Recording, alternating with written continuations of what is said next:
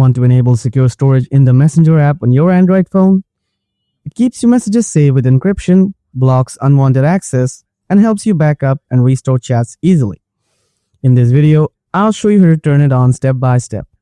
Let's get started. First of all, open Messenger app. Tap the three-line icon on the corner. Now tap the settings. Scroll down. Tap on privacy and safety. In here, look for end-to-end encrypted chats. Open it. Tap message storage. Now simply tap on turn on secure storage here. It will take 1 or 2 seconds to load and secure storage will be enabled. And that's it. That's how simple it is to turn on secure storage in the Messenger app. Now you can back up your messages without stressing about security.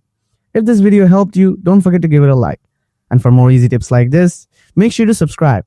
We got plenty more coming your way. See you in the next one.